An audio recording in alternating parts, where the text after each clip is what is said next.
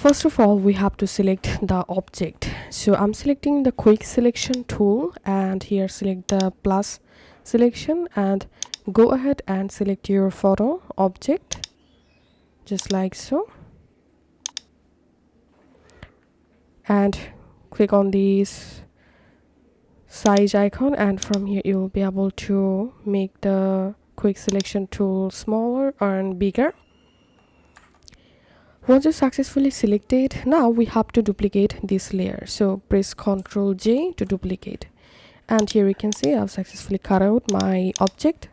And now I'm going to selecting my back first layer and clicking on this icon, selecting solid color, and here adding black color and decreasing the opacity.